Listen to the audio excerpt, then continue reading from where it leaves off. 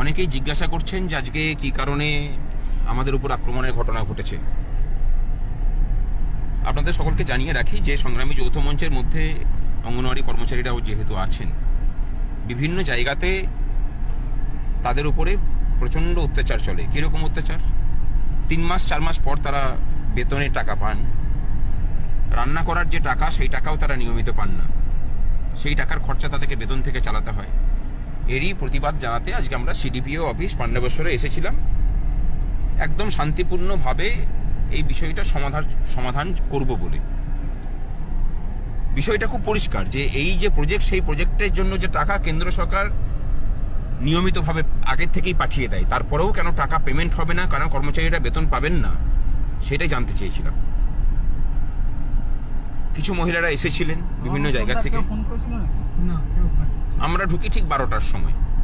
ঢোকা মাত্র সেখানকার দায়িত্বপ্রাপ্ত পুলিশ আধিকারিক যারা ছিলেন তারা বললেন যে ভাস্করবাবু, আপনাকে এখান থেকে সরে যেতে হবে, আপনি টার্গেটে আছেন, এখানে ঝামেলা হবে। দেখলাম যে দূরে অনেক লোকজন জমে আছে। আমি বুঝতে পারিনি যে সেগুলো তৃণমূলের দুষ্কৃতী। তারা মুখে কাপড় টাপড় বাঁধা। আমি বললাম যে দেখুন, আমরা তো শান্তিপূর্ণভাবে এসেছি, আমাদের চলে যাওয়ার কোনো প্রশ্ন নেই। আমরা ডেপুটেশন দিতে এসেছি, শান্তিপূর্ণভাবে ডেপুটেশন দেবো, এখান থেকে চলে যাবো। আমরা কারোর সাথে ঝামেলা করতে আসিনি, আর ঝামেলা করা আমাদের উদ্দেশ্যও নয়। এরপরে তারা বারবার করে রিকোয়েস্ট করতে থাকলেন। আমি বললাম যে আপনাদের কাছে যদি খবর আছে যে ঝামেলা হবে, তাহলে কেন ফোর্স ডাকছেন না? ফোর্স তো আপনাদের ডেকে নিরাপত্তা দেওয়ার দায়িত্ব তো আপনাদের আছে। এটা হতে হতেই সঙ্গে সঙ্গেই দেখলাম যে হই হই করে এক দল লোক, তারা লাঠি, রড, ইট, এমনকি আমাদের মহিলারা দেখেছেন যে বন্দুক নিয়েও তারা এসেছিলেন এবং বন্দুক নাকি খুলে তাকও করেছিলেন। বেধড়ক মারধর করে আমাদের সাথে। আমাদের অপর এক অনশনকারী 51 দিন ধরে অনশন করেছিল, শুভঙ্কর, সেও আছে।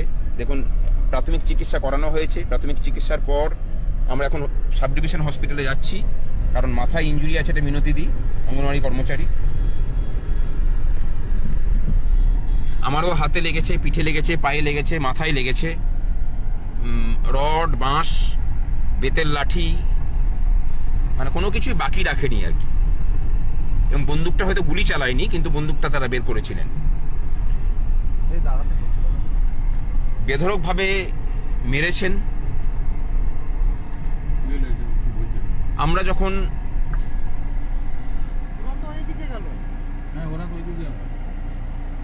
যখন মারধর করার পরে পুলিশ প্রায় নীরব দর্শক হয়ে থাকলেন।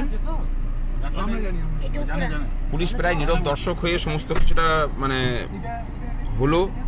তারপরে আমরা যখন দীর্ঘক্ষণ শুভঙ্কর ওখানে পড়েছিল, সেন্সলেস হয়ে গেছিল, যাই হয়তো মাথায় লেগেছিল, আমরা তারপরে হসপিটালে পাণ্ডবেশ্বরের প্রাথমিক স্বাস্থ্য কেন্দ্রে গিয়ে চিকিৎসা করানোর পরে এখন আমরা থানাতে ডায়েরি করেছি, এফআইআর করা হয়েছে। আইনগতভাবে সমস্ত কিছু হবে। এখন আমরা যারা ইনজিওর্ড আছে তাদেরকে নিয়ে চললাম সাব ডিভিশন হসপিটালে। সেখানে গিয়ে তাদের চিকিৎসার ব্যবস্থা করিয়ে এরপরে আমরা এখানে আইনগত পদক্ষেপ যেমন হবে, আমার মনে হয় যে আমরা খুব তাড়াতাড়ি পাণ্ডবেশ্বরে কেন্দ্রীয় জমায়েত করে এই ঘটনার বিরুদ্ধে প্রতিবাদও জানাবো। এবং এখন প্রশ্ন হতে পারে যে এরকম ধরনের ঘটনা ঘটলো কেন।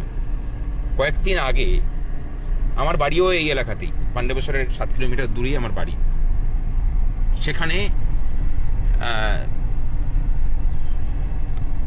আমার নামে এখানকার যিনি বিধায়ক বললে ভুল হবে, এখানকার অজয়ের যত বালি বিক্রি হয়, আমাদের এলাকার যত কয়লা, সেই কয়লার যত কিছু 2 নম্বরই কারবার, সেই সমস্ত কিছুটা এখানকার যিনি বিধায়ক আছেন নরেন্দ্রনাথ চক্রবর্তী, নরেন নামটা নিতেও ঘৃণা লাগে, কার নাম কলঙ্কিত হচ্ছে,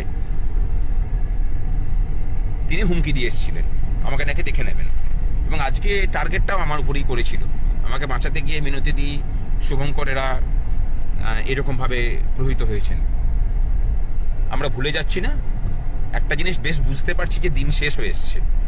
এবং এই এলাকাতে যেভাবে ভোটে রিগিং হয়, এবারে সেক্টর অফিসার থেকে শুরু করে ভোটকর্মীদের সকলের সহযোগিতায়, কেন্দ্রীয় বাহিনীর তৎপরতায় এবং ওয়েব ক্যামের তৎপরতায় কোনো ভোট প্রথম বুথে লুট হতে পারেনি। এই রাগটা এদের ছিল এবং সেই রাগেরই বহিঃপ্রকাশ আজকের ঘটনা। প্রতিবাদ চলবে, প্রতিষ্ঠানের বিরুদ্ধে যে লড়াই, সেই লড়াইয়ে আমরা থেমে যাচ্ছি না। আমারও বিভিন্ন জায়গায় ইনজিওর হয়েছে, আমরা সকলেই যাচ্ছি এরপরে চিকিৎসা করানোর জন্য। পরবর্তী সময় পর্যন্ত দেখা হচ্ছে।